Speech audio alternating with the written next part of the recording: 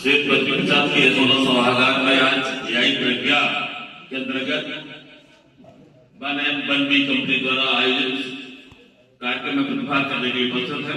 इस कार्यक्रम में मुख्य अतिथि के रूप में विराजमान हमारे सीओ साहब का बहुत बहुत स्वागत, वंदन, अभिनंदन।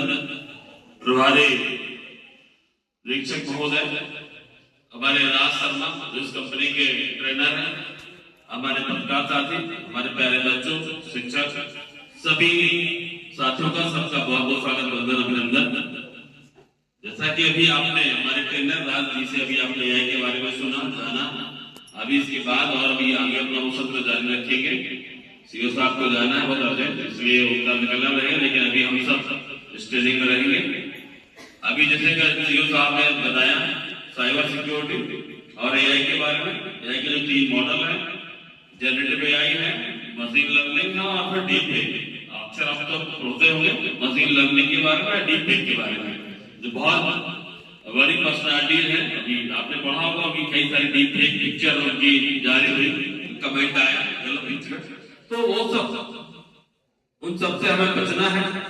और यदि मैं कहूंगा तो सीओ साहब के बारे में उनसे बड़ा प्रभावित रहता हूँ, उनकी बड़ी समझ और बहुत सूझबूझ के साथ वो, और अभी भी मैं अपने विद्यार्थी के तरह मैं वो देखता हूँ, हर चीज को सीखने का, वो हर एक चीज को जानने का उनमें जो इच्छा में रहती है, वो हर एक चीज को समझ के और आप सबको, हम सबको बताते हैं। जब वो फार्मा के लिए पिछली बार आए थे तो फार्मेसी के लिए उनकी समझ, उनकी जो ईगरनेस, उनकी उत्सुकता, या अभी साइबर सिक्योरिटी के विषय में उनकी जो गहन अध्ययन होगा, उन्होंने जो अपने अनुभव के आधार पर बताया, उन सबको हमें फॉलो अप करना है। साइबर सिक्योरिटी के जो सर ने बताया 1930 उसको याद रखना है। जैसे ही कोई व्यक्ति साइबर सिक्योरिटी की किसी घटना से कोई प्रभावित होता है, तुरंत आप 1930 पे कॉल करें, जो भी समस्या रहेगी उसका समाधान होगा। उड़ी में अपना साइबर थाना भी खुल गया है, तुरंत के तुरंत वहां एफआईआर दर्ज होकर संबंधित व्यक्ति के खिलाफ कार्रवाई होती है बहुत तेज गति से। हम अपने बच्चों से भी कहेंगे और लड़कों से भी कहेंगे, कोई गलती हो जाए, उम्र है, सबसे गलतियां होती है, तो डरना नहीं है। आप जितना डरेंगे उतना आपको दूसरे लोग डराएंगे, ब्लैकमेल करेंगे। पुलिस है, हम लोग हैं, कोई बात है बेझिझक आप अपनी बात, अपनी समस्या रखें। गलतियां सबसे होती है, हम लोग भी जब हमारी उम्र थी हम लोग से बहुत सारी गलतियां, लेकिन डरना नहीं है। अपने आप को असहाय मत समझे, अपने आप को अकेला मत समझे। सारे लोग आप सबके साथ हैं, चाहे लड़के हो चाहे लड़कियां हो, सबके लिए। और हर एक चीज की शुरुआत कहां से शुरू होती है, वो है लालच। कहा ना, लालच बुरी बला।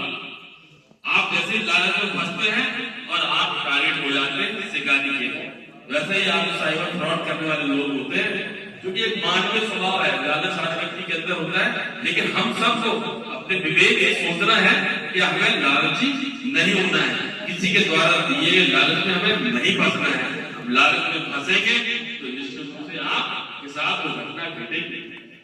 हमारी बैंकिंग, हमारे डाकखाने सब 8 साल में पैसे धन में दुर्गुना करते, जमा धन जो आप करते हैं, सहारा, पल्स, ग्रीनो, तमाम अन्य सारी एजेंसियां आई, 3 साल में 5 साल में पूरे करने का लालच दिया, लोगों ने भारी भरकम पैसा निवेश किया और वो सब आपकी गाड़ी कमाई को लेकर भाग गए। ये चोर लुटेरे हैं, हर जमाने में रहे।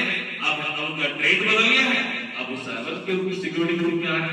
सर ने बताया कि किसी ने एमबीबीएस में एडमिशन करने का, तो उनको लालच हो गया एमबीबीएस में एडमिशन अपने बच्चे का कराने का, किसी को धनराशि चोरी कराने का, किसी को नौकरी की लालच है, कभी किसी को लॉटरी निकालने के लालच, बहुत सारे कारण हो सकते हैं। लेकिन हम सबको लालच में नहीं फंसना है, ठीक है ना। अपनी मेहनत पर विश्वास करना है, अपने मेहनत के दम पर हमें अपना स्थान बनाना है, अपना समाज, इस राष्ट्र में अपने मेहनत के दम पे, अपने बलबूते पर अपने खड़े होना है।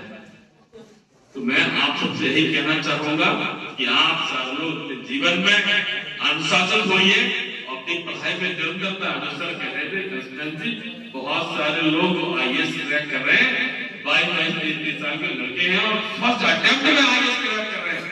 कितनी बड़ी बात है, आप सब में भी हो सकती है, आप सब में भी मौजूद है, और आप सबके बीच में से वो लोग निकलते जो आईएएस के टॉपर होते, जो आईएएस फर्स्ट अटेम्प्ट में क्रैक सब में भी मैं वही ऊर्जा, वही शक्ति देखता हूँ। लेकिन आप सबको अपनी पढ़ाई में निरंतरता रखनी होगी, अनुशासन बनाए रखना होगा और अपने ध्यान एकाग्रचित करके अपने अध्ययन में ध्यान दीजिएगा।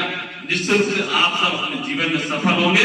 लेकिन भगवान से ये प्रार्थना है कि आप सारे लोग अपने जीवन में एक अच्छे सर्वश्रेष्ठ नागरिक बन इस समाज के, इस राष्ट्र के निर्माण में अपने महत्वपूर्ण भूमिका निभाएंगे। ऐसी मेरी आशा और इच्छा है। मैं धन्यवाद दूंगा सीओ साहब का, उन्होंने अपनी व्यस्तता में से समय निकाला। बहुत बहुत आभार रघुराम जी का, सीओ साहब का, राज जी का और हमारे पत्रकार साथियों जिन्होंने मेरा इस कार्यक्रम के लिए समय दिया। बहुत बहुत धन्यवाद। बहुत मुश्किल सभी।